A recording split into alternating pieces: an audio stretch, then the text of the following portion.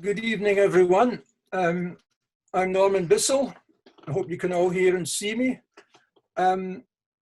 This session is from Fact to Fiction with Mandy Haggith, and I'd like to thank everyone who has joined us tonight, and Gavin McDougall and his team at Luath Press for all the work they've done to publish Barnhill, first of all in hardback and now in paperback. And I'd also like to thank Mandy for taking part in this session with me. My pleasure. Just to say a little bit about myself so you know who you're talking to. I was born and grew up in Glasgow, and I became a principal teacher of history in Motherwell in Lanarkshire for 17 years. And then I worked full-time for the EIS, which is the main teachers' union in Scotland, until they came to live and write on the Isle of Ling in Argyll 13 years ago. I didn't start writing right at the beginning because I became the vice chairman of the Isle of Ling Community Trust, which raised £1.3 million to build the Atlantic Island Centre here on Ling. And I'm currently a member of the Writers Guild GB Scotland Committee. My poetry collection, Slate, Sea and Sky, A Journey from Glasgow to the Isle of Ling, is also published by Luath Press, and I'm very pleased to say it's still in print. I'm also the director of the Scottish Centre for Geopoetics, which holds conferences and other events about the creative expression of the earth, and I'm a co-editor of its annual journal, Straveg. I've given talks and readings at all the main book festivals in Scotland. But Barnhill is my first novel. It came out in hardback last year. It was well received, and I'm delighted to welcome you to its paperback launch tonight. So I'm now going to pass over to Mandy to introduce herself and say a few words. And thanks again for joining us, Mandy. My pleasure, and thanks to everybody who's zoomed in to come and see this, and I'm really honoured to be asked to join Norrie in the launch of the launch of the paperback of Barnhill, which is a wonderful novel. I'm a poet and novelist as well, so it's quite interesting to see how much Norrie and I share. And I was born in Northumberland, and I've had a very peculiar career, but I spent 20 years as an environmental activist, and working mostly on forests and paper. And whilst doing that, I was writing, and poetry, I think, is at the heart of my writing practice, and I've had 4 poetry books published and edited an anthology of tree poetry, and I've published 5 novels. So and the ones that I'm talking about today are the most recent are the Stone Stories trilogy, which is a trilogy set in the Iron Age. So it begins with the Walrus Mutterer, then the Amber Seeker, and then the Lyre Dancers. And yeah, we'll talk more about what that was all about and how it came about as the event goes on. What I do now for a living is that I teach at the University of Highlands and Islands. So I have the enormous good fortune to live in what Norman McCaig called this most beautiful corner of the land in Assynt in the Northwest Highlands. And I work and teach from a coastal croft in Achmelvich. I can't remember when I first met Norrie, but the first time I felt like I got to know Norrie was in fact 10 years ago this week, when we were celebrating the centenary of Norman McCaig's birth, with a week-long celebration in Assynt, Norman came. This Norman came to celebrate the other Normans 100 years, and was part of that great fun time that we had there. Anyway, thank you very much for having me here tonight. Okay, well, I think I get to ask the first question of you, Mandy. I think that's what we said we would do. And I've got one for you here. How did you come up with the idea for this trilogy of novels set in the Iron Age? And what research did you have to do to write it? Could you say a bit more about that, please? Yeah, sure. It's so I in Ascent, there's a community organisation called Historic Ascent that explores the history of the area. And one of the things that we've done is to organise excavations of a broch, which is would have been a 40-foot tall double-walled kind of cooling tower-shaped tower right on the shore at Clachatol, and it was built in the Iron Age. And I, reading around that period, came across the story of a man called Pythias, who was and yeah, we'll talk more about him, I guess, as later in the session. He was a real world historical character who lived in Massalia, modern day Marseille, and undertook a huge journey in 320 BC. And he wrote a book which is lost, but fragments of that book are remain, and one of those fragments, because he was widely quoted by other geographers and historians of his time, one of those fragments has measurements in it from which we can deduce exactly how far north he was, and one of them is precisely the latitude of Ascent.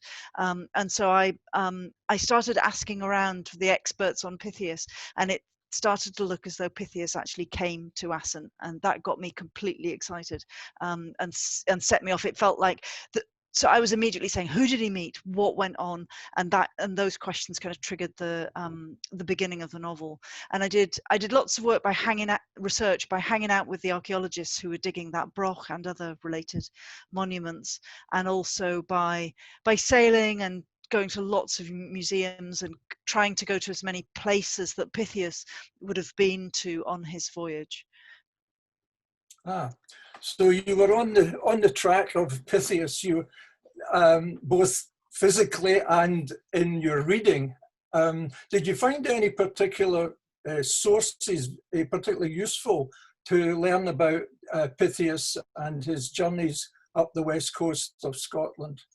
Yeah, there's one standout book which is called The Incredible Voyage of Pythias, and it was written by Barry Cunliffe, and who's a professor at Oxford University. And so I read that book and then quite a lot of other related books, and sort of followed the reference trails from them to try to find everything else that I could about Pythias, and then went to asked Professor Cunliffe if I could go and meet him as well, and later on in the writing process to try to double check a lot of the things that I was guessing about him to see what was plausible and what wasn't.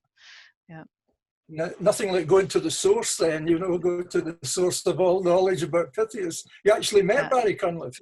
Wow. Yeah. That's very impressive. No, I felt like I needed his blessing, because of the fact that what I was doing was kind of taking a man who he'd done a lot of really detailed professional research, and I was making things up about him. And I kind of, so, I mean, I guess I should ask you as well. So where, because you've done something similar in that you've taken a real world man and then written a novel about him. So how did that all start out for you? Well, it started out, I think, when the first time I went to Jura, which was about 2006, and myself and my partner, we walked into Barnhill. We stayed further south on Jura, but we walked in there, and we didn't go in, but I knew, of course, that Orwell had lived there. But it did strike me as a sort of beautifully bleak spot, very remote. And I wondered, how come he wrote such a dark dystopian novel, 1984, in that very place? So I began then to, when I had that idea, I thought, well, I must find out more about this, and I must do some research on it. So I started reading biographies of Orwell, and I think one of probably the best to recommend to anybody who wants to follow up is this one here, George Orwell by Gordon Bowker. This came out for the centenary of Orwell's birth. It came out in 2003, and it was fascinating what I found out there about his love life as well as his politics and his writings. So I felt this when I started to find out that he died just about 14 months after he finished 1984. There was a tragic element to this story, and I began to see that there was a possibility of this becoming a feature film and a novel. And so it was really learning about his life, as well as reading his essays and his diaries and letters and novels, of course, that gave me the idea that here was a great story yet to be told in the form of a novel. There have been plenty of biographies and plenty of non-fiction books about Orwell. I just didn't want to add to that. I wanted to write a fictional account where I was trying to get inside Orwell's head, and that's what I'm trying to do. No, fascinating. And yeah, and you do it really well. It struck me as interesting that he didn't actually want a biography written about himself, so it feels as though you've honoured that wish of his as well. But you've met all sorts of other people as well. You've met lots of people who knew him, haven't you? And including members of his family. Yes. Well, eventually, after I'd finished the book, I finished it in 2017. Finished the writing of it. I'll go back a wee bit before that, and I think it was 2014. I visited his flat in like you going to the source in Canonbury Square in Islington in London, and I had written in advance.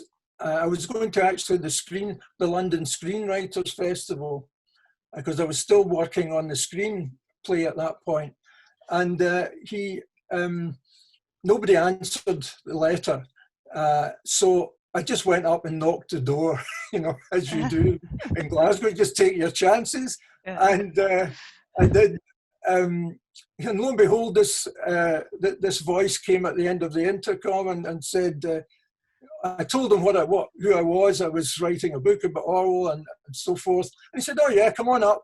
So I went up, and I discovered what it was like inside this flat where a good part of the novel is set. And it turned out that the other guy who just bought that place, it was completely empty. He was writing a horror screenplay, which I thought was rather amusing. We both writing, yeah. And he had bought the place because of the Orwell Association. So I had to readjust some of what the kind of logistics of the flat as I had envisaged it. But that was very useful. And then later on, I went with the Orwell Society to Jura for a long weekend, and it was the son of Orwell. Orwell's original name was Eric Blair. And his son Richard Blair showed us round the farmhouse, and round and told us little stories about what happened in the different rooms and so forth. So that was and thankfully I didn't have to change too much of the novel about that. I think I got the drift of what Barnhill was like inside from various accounts that I read. No, okay. So, and because Ricky is such an important character in your novel as well, so it must be fascinating to actually meet the man as an adult. We've become good friends. In fact, he still has a place at Ardfern, because after his father died, he was only, I think, about 6 at the time, and he and his aunt, his aunt Avril or Av, they went to Ardfern, and they continued to farm there after. They gave up the rental of Barnhill. So he still comes up here, and he's come to Ling in the past, he and his wife, and he's the patron of the Orwell Society, and he's very active in promoting the memory of his father, which is a great thing to do. Brilliant. So we should let you read us a bit of the novel. Okay. I'm going to give you a bit that's quite far on in the story. I think it's one of the parts of the story that is, well, it's an important part of the story, that's all I'll say. George remained utterly determined to finish his book. The dreaming that drove him was the realization that he had to finish it before his health gave up altogether. His obsession with the book had hung over him for far too long, and it was getting him down, having to live with that police state, its brutal methods of torture, and the knowledge that Winston would submit to Big Brother in the end. It felt at times that he was inflicting torture on himself in the writing of it. He knew that he was damaging his health by driving on with it to the exclusion of everything else. But he'd done it before. He'd overstretched his body and mind, had been seriously ill, but had always recovered. This is what would happen again. It was a gamble either way, but he chose to struggle on and finish his book. He was now a pale shadow of himself. He sat at his desk in striped pajamas, gazing dreamily out of his bedroom window. A paraffin heater churned out fumes in a corner. The back wall behind his bed was dripping wet from all the rain they'd had. A thick mist had come down with the dusk. He glimpsed some movement in the murk and felt afraid. He watched as shadowy figures crept ever closer to the house. He was terrified and muttered to himself, "The house is surrounded. They've come for it." He rushed over to his bed and took his Luger from under his pillow. He went into bed and pointed the gun at the door. Nothing happened. He waited for what seemed like hours, then put the gun down beside him and lit a roll-up, still watching the door. He drew deeply on it. He reached for his typewriter on his bedside cabinet and managed to lift it and his much annotated manuscript onto his lap. He put in 4 new sheets of papers with carbons in between and typed madly away, the fag still in his mouth. Richard came into the fug in the bedroom. This is Richard Rees, his best friend. George looked up in alarm and stopped typing. "The air in here is awful, Eric. What must it be doing to your lungs?" "It's because of the dampness. It's a grisly job typing out this bloody book. It's sucking the life out of me. But I have to finish it.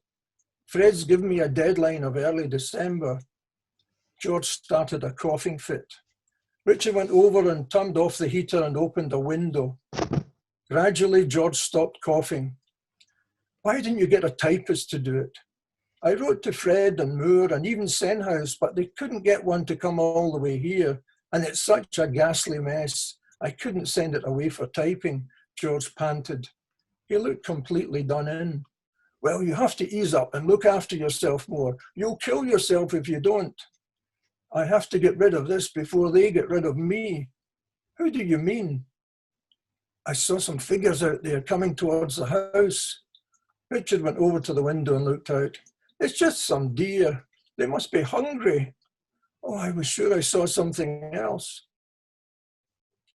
When Richard left, George started typing again. He typed into the night and only gave up when he felt himself dozing off and making a mess of it. For the next few weeks, he sat up in bed typing about 5,000 words on a good day, less if he was feeling worse than usual. At the beginning of December, George tottered down the stairs, manuscript in hand. He was puffing and wheezing. He slowly entered the kitchen where Av and Bill were sitting talking. They looked surprised to see him up. "Well, I finished it," he managed to say. Av and Bill were delighted. She hurried over to help George to sit down. He was completely exhausted. "That calls for a celebration." Bill rummaged in a cupboard and pulled out a bottle of red wine. "It's the last one." He poured out a glass for each of them. "What are you going to call it?" Av asked. "I think I'll call it 1984. Eileen, his former wife, once wrote a poem with that year in the title. So I think I'll call it that. Well, here's to 1984, Bill said. To 1984, they repeated. That's me, Mandy. Over to Brilliant. you. Thank you. Cheers, I think, is the appropriate comment. Slanjavar. Slanjavar, absolutely. Yeah. So no, it's just so vivid how how horrendous his living conditions were there, and how badly he treated himself. One of those artists who almost sacrificed his life for his work, you know. And I found out about the dripping walls down the back when I went to Ban Hill, because someone there told us it's still dripping down that wall of his bedroom where he was writing the book, you know, typing it up. Gosh. So that's quite a moment, I think. No, absolutely. So Mandy, would you give us the pleasure of hearing an extract from your latest novel? Yeah, sure. If it's all right with you, what I'm going to do is actually I'll read a little bit from the first book of the trilogy, which is called The Walrus Mutterer, because so to sort of give a bit of a picture of Pythias the man, given that that's the kind of like theme of what we're on about. So this is a section where so Pythias has been to Ascent, and he has he's on a boat which is sailed by a trader called Usa, who's the kind of villain of the piece. She's a woman. She trades in gems but also in slaves, and she has enslaved a young woman called Rhiann, who Pythias has bought, basically, and so Rhiann is now enslaved to Pythias. She's a young woman from Ascent, and they've sailed up as far as the Orkney islands, and this is them making landfall on in a narrow inlet on Orkney. Pythias indicated to Rhiann that she would carry both her bedding roll and his, while he carried his box and the long marked pole she had seen him use up the hill behind the broch. Nomon. He shook it. Then he handed it to her and taught her some Greek instructions. Give me the nomon. Bring me the nomon. Put the nomon there. Put it here. The basics of command vocabulary. It was no doubt useful to know, but as they practiced with Pythias's box, his hat, his cloak, even his boots, Rhiann grew resentful. This was language for a slave, nothing more. When her attention slipped and she got one wrong, Toma, Gruach and Farad, so that's the captain and the bronzesmith who's with them and one of the other slaves who were watching, jeered at her. Her cheeks burned. Pythias turned to them. Don't be cruel, gentlemen. She can't help being stupid. It was as if he thought she couldn't understand even simple Celtic. Sorry, Rhiann, Toma said. Your master has reminded us that we're not as courteous as he is. Rhiann looked up at Pythias and repeated the phrase he used when she gave him what he asked for. Eucharisto, thank you. The sun came out on his face and he threw an arm around her shoulder, pulling her towards him and ruffling her hair, saying things that could only be approval. She shrank back. She didn't want to be petted like a cat. Usa was clearly not coming back in a hurry, and the tide was still rising. After a while, Toma asked for the oars. They rowed a little closer in, and Toma told his boy to let down the anchor. Pythias conferred with Gruach and Toma, and some agreement was made. Gruach was first over the side into the shallows, and as Fruch began handing him their belongings, Pythias gestured to Rhiann to join Gruach, ferrying things to shore. She rolled up her leggings and took off her boots. She knew the cost of wet footwear. It took them ages to unload everything. Gruach cursing and swearing at having to wade ashore, but the sun was setting fast and they couldn't wait any longer for Usa to come back with a better harbour option. Rhiann's feet were numb as she slipped up and down the stony shore, carrying tools, sacks and mysterious bundles of the bronzesmith's trade goods. But she persisted, and the thanks Gruach gave her for her efforts made it almost worthwhile. "You be careful here," he said, as she sat on the rocks putting her boots on. "It's a dangerous place for a young woman." She wasn't quite sure what he meant. Behind their boat, another vessel, longer but narrower than theirs, was taking shelter in the Geo with much shouting and urgency. A man with sleek dark hair to his shoulders, wearing a coat with a furry collar and a substantial sword across his back, swung off the bow and splashed up the shore. Before she could look at him any further, though, he was on her. Suddenly, she found herself face down in the sward with his arms around her. The grass was short and stiff, and its sandy roots were strong. Her hands attempted to get a grip, and her knees sinking, she tried to butt him off with her thighs. Then she kicked out and made contact. "You little weasel!" She found herself squeezed tight, his breath on her neck. He reeked of seal oil. And this is the man who is the book that the book is called after. This is Mannigan, the walrus mutterer. And I'll miss a chunk out and just finish up with a little tiny section. So one of the others says, "Leave her alone, Mannigan." Rhiannon started at the name. Was this the famous walrus hunter? "But I threw her to the ground thinking she was you. She must think I'm a brute." "Aye, and that's why she'd be right." There was more splashing. Pythias was heading towards them. Frugh pointed at him. "Her master. Now you can do the apologies." He swung round to Rhiannon. "You're joking. You're enslaved? Oh, beauty, beauty, beauty. Always the slave of a rich man." Great. I like your punchline there. Slave of a rich man. Nothing changes. No, exactly. It feels to me a bit as though the kind of there's a bit of political thinking behind both of our novels, I think. I would say so, yes. Absolutely. Yeah. Do you want to read something from the third book in the trilogy, or are you quite happy to give us Pythias in his glory?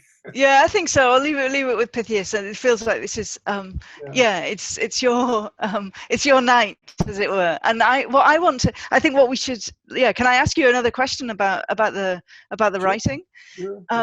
Because I know that, I mean, one of the things we've got in common is we've got this real historical person who we're then creating a fiction around. And for me, I felt like I had it quite easy because of the fact that there's really very little known about Pythias. So, there's huge scope, in fact, for making stuff up.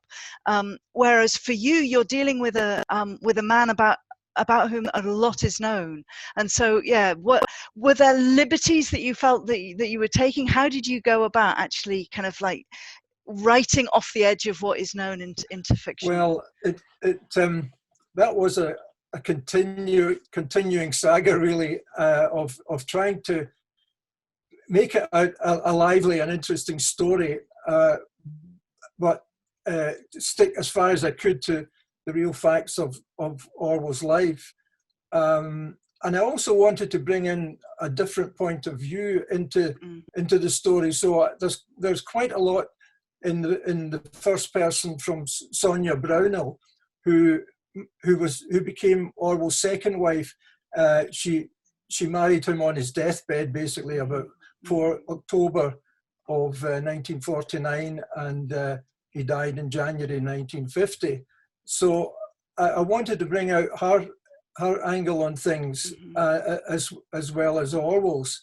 And there were certain things that like yourself, I did enjoy where nothing was known about what Orwell did when he spent 2 nights in Glasgow at New Year 46, 47, because I was able to just, use my own imagination from my knowledge of Glasgow to imagine him going to the George Hotel, which is a famous old hotel, and passing St. George's Tron Church and going into George Square and going to Gorbals, going on the subway, going to the Necropolis, and then, of course, finishing up in the Scotia Bar, where he met one or two others like Freddie Anderson, who I knew slightly in the 1990s.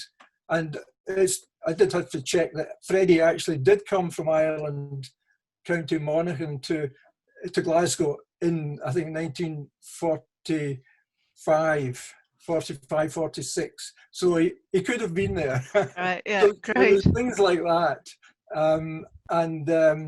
So there were one or two parts that, I had to just poetic license. I had to twist it a little bit. But thankfully, the reviews of it from Orwell Society members who are very particular about these matters, they haven't really picked up anything substantially wrong with it, I'm pleased to say. So I think that's how I would respond. I tried to keep as close as I could to the actual facts of his life, but did invent things when I got the chance. Yeah. Did you have any situations where you'd written something into the fiction that you then discovered wasn't true and you had to change it? Yes, actually, quite well. I've actually changed something in the paperback from the hardback, because I had his housekeeper in Canonbury Square was Susan Watson, and she brought her daughter, or rather, Orwell went down to London and collected her daughter with Susan to bring them to Barnhill in the first year that he was there, July 1946. And I had her down as Katie. And this was based on a reading of a collection of reminiscences of Orwell that came out in 1984. Very good source of all kinds of things Orwellian. And it turned out her name was Sally. So I've actually changed the name from Katie to Sally. So there's an author's secret I've just revealed. Right. So small things like that, which I don't think matter in the long run, really. Sure. I did want to get it right once I discovered that I had got the wrong name. And so, and the fact that you live in Ling, and so you know that the geography and the ecology and the geology, you know that environment that he was coming to in when he came to Jura really well. Was that helpful? Was that something you could weave into the story? Well, I think so, yes, because you have a feeling for the area, for the coastline here, for the Firth of Lorne, and of course the Gulf of Corryvreckan, where he almost drowned with his son Richard and his nephew and his niece. They misread the tide tables, and there might have been no 1984 because he only escaped by the skin of his teeth. Donald Murray, when I was at the Wigton Book Festival last year, he asked me a question which I went, what? He says, was he not a bit like Frank Spencer? George Orwell, always getting himself into scrapes, into trouble. And he was. I thought, no, not Frank Spencer, but he actually was a bit prone to things happening to him. He almost died when he was shot by a sniper in Spain. Shot through the neck, and another fraction and he would have been dead. So I think I've seen the Corryvreckan in full flow, and I got a feeling again there's a good account of that from his nephew and nieces who are still alive in their 80s now, and they've given interviews about what it was like on the boat in the Corryvreckan. And I also found out, living on Ling, because we're one of the next islands to Scarborough, which is between Ling and Jura, that it was a Ling fisherman, a lobster fisherman, who picked up Orwell and his family from the rock where they were stranded. It was a man called Donald Mackay, and I learnt that through the Ling History Group. And he came from Tobronachie, which is the other village on Ling. So that was interesting to me, and that it was a Ling man who who rescued Orwell and his family. So, But you must have had the same experience of you know, your knowledge of sailing, your knowledge of the Ascent coastline, that must have helped you a lot in your writing of the novels. Is that the case? Yeah, very much so. I mean, because we've got this similarity that we've both got a man who's come from a completely different culture and a completely different kind of world, and who arrives here on the northwest coast, and so I was kind of fascinated by the journeying that he must have done. And so, yeah, and like you said, I'm a really avid sailor. So, and I've sailed up to the Arctic, because after he'd been around Scotland, he carried on up into the pack ice, and then across to the Baltic. But you're right. I mean, one of the things that I found really helpful in terms of trying to envisage the past, and that quite distant past of the Iron Age, was that, you know, the actual, you know, the plants are the same, the sea is the same, the tides and the weather are the same, and if you get a mile offshore in a boat, then the landscape is still the same. And so I could write all of that stuff from, you know, I've lived in Ascent for more than 20 years now, so I've kind of got quite a deep experience of that environment in which the story can be embedded. And yeah, and I do think that helps a huge amount, and just to make it feel real, so that there's lots of kind of real world detail in amongst the things that we're making up. Well, I've got a question for you from the chat from Helen Bowden, who another poet and excellent writer, and she has asked a question to you, Mandy. Do you think that, unlike the West Coast at the time of Orwell's visit, the ecology and environment in the time of your novels would be different from now? Well, there would have been more woodland, for starters. So that, yeah, there are certain aspects that I was able to sort of really enjoy in kind of letting a whole load of rewilding go on effectively, in my imagination, but temperatures were pretty similar to how they are now. Sea levels were similar to how they are now. So the differences in terms of ecology are not that enormous. Though, I mean, there would have been walrus here. That there would have been bears in the woods, and so that kind of stuff was really fun to be able to. You don't like bears, do you? I joked to somebody who, one of my earliest readers of this, and I sort of said, well, you know, this is not a bear book, having written 2 novels about bears, and they laughed their head off, because there's actually quite a lot of bears in here, so I can't seem to resist them somehow. Why not? Let's bring back the bears, yeah. And we've got some more questions for you here. 2 questions from Vij Gilbert. Did you plan a trilogy from the beginning? And another question, which you partly answered, I think, but did the writing of novels give you new perspectives on a landscape that you're so familiar with? Well, without doubt. I mean, the getting out to sea to the extent that I did, and traveling around, made me understand the way in which the Minch, or the seas around here, are the highways. And once you start traveling by sea, you realize that places that we think of as quite remote from each other and difficult to get from A to B are actually much closer when you're traveling by sea. If you've got a good wind and the tides are in your favor, then you can, from here to North Skye, which is a real fankle by road, going all the way down to Kyle and all the way, it's a very direct and relatively easy sail from here, and in fact, I mean, I sailed down to Ling to come and hang out at the Geopoetics conference that you organised, Nori, and that was really that was really interesting to see the route that you take round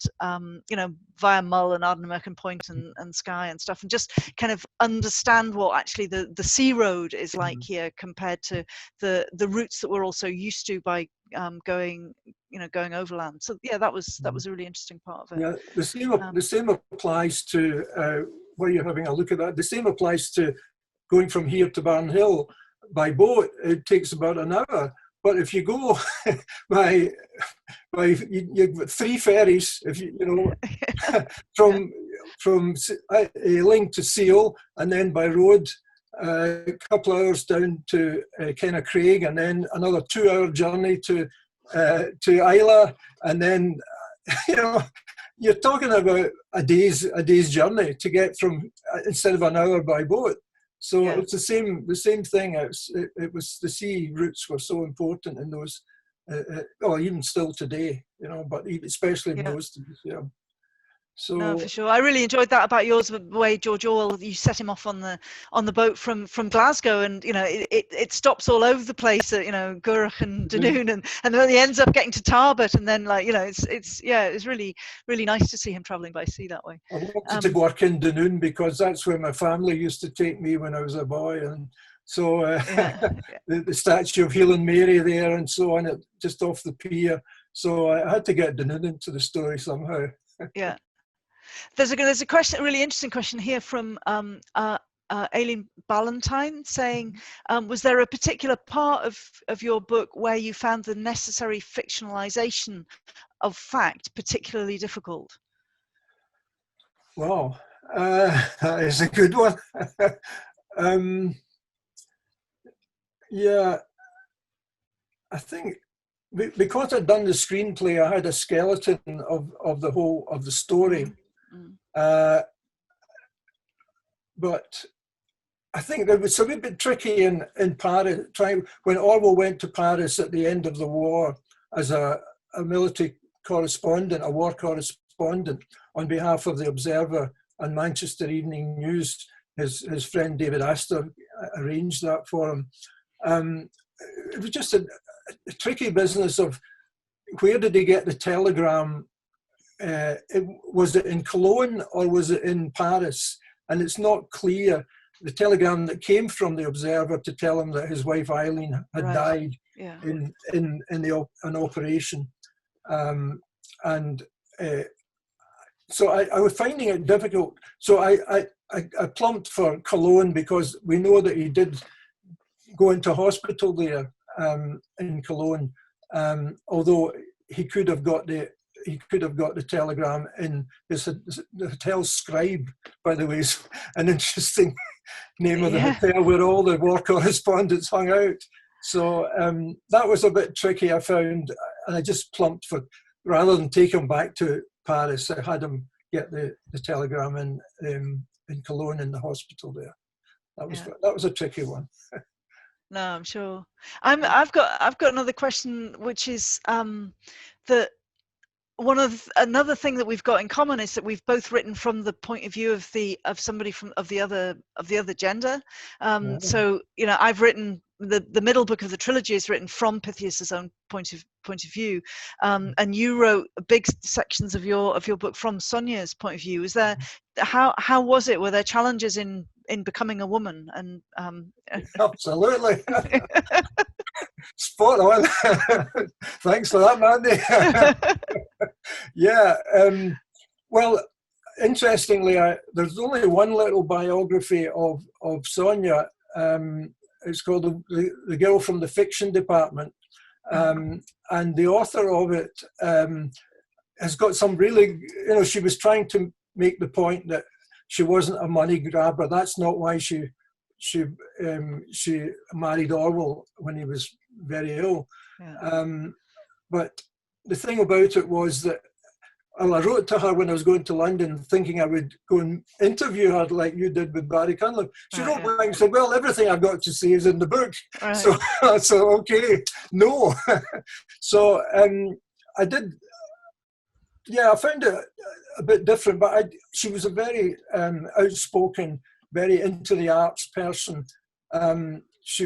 I think she believed in free love and so forth. So I just went with my instincts about how she would talk and how she would be very self-assertive, which she was, because she was running a Horizon magazine when Cyril Connolly was gallivanting around the world with his girlfriends and so forth. And, you know, she had to deal with a lot of, you know, significant writers at the time, and she was, you know, quite opinionated and quite strong in her views. So I tried to bring that across. I hope it worked, but yeah. And then I had her reflecting on, after Orwell died, on various things. Yes. The appearance of this Andrew Gow, Granny Gow, as Orwell called him at Eton, and you know, he was a suspicious character. He was thought to be maybe the fifth or the sixth Cambridge spy. He was a don at Cambridge, and he was a great pal of Anthony Blunt.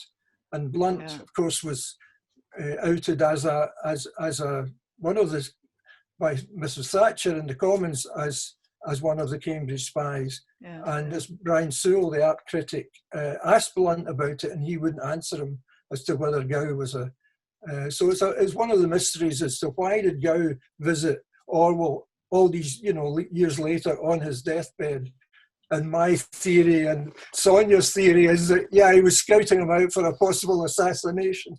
So there you go. You get fun with those things. And that was interesting to read up about the Cambridge spies as part of this whole. Because Guy Burgess was working for the BBC at the same time as Orwell was. And he was feeding back stuff back to Soviet Russia.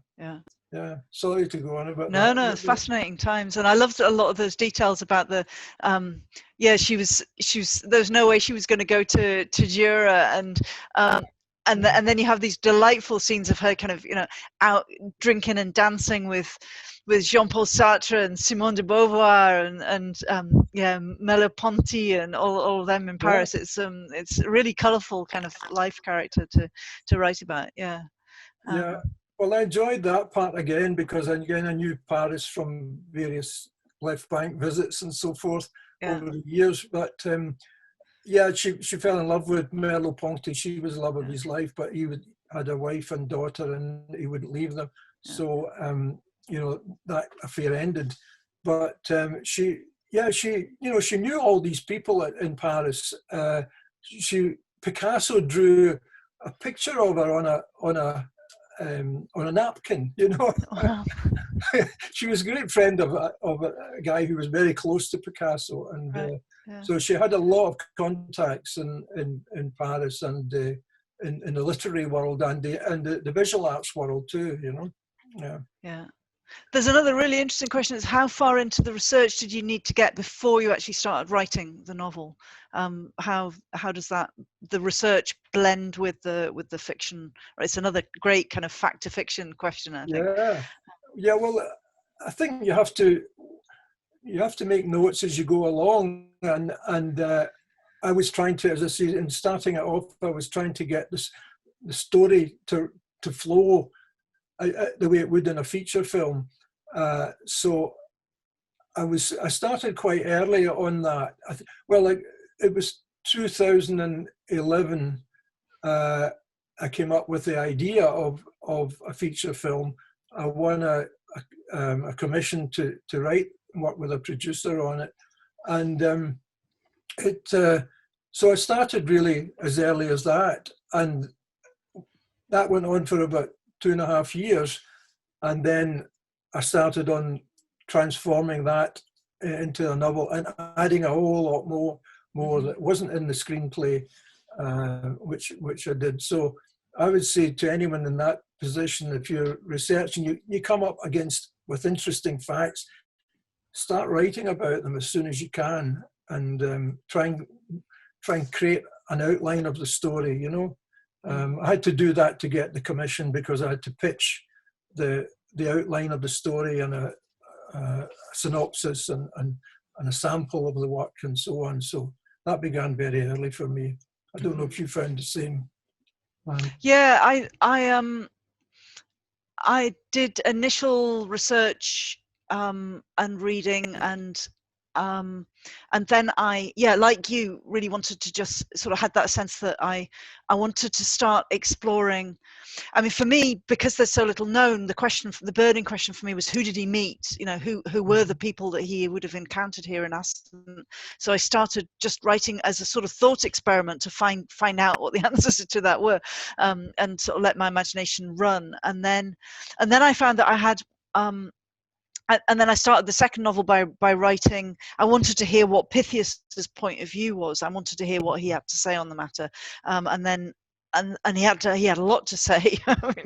And so there's a huge amount of kind of the imaginative process, and then I had a vast job of fact checking at the end. I don't know, do you do that as well? I would then have to spend a lot of time once I've written the draft of the novel, kind of going through working out, and really as I wrote, I would be aware of the fact that I was making things up and I was speculating and guessing, and I was putting objects into the novel, and I wanted to make sure, so literally kind of every single object and material and so forth in the novels, I then had this huge list to fact check with archaeologists in order to, and historians, and in order to work out what was legitimately kind of valid for that period, and what I would need to change. And there were some really big things. So, I mean, the joke for me is that that I come up with quite often is the day that I went to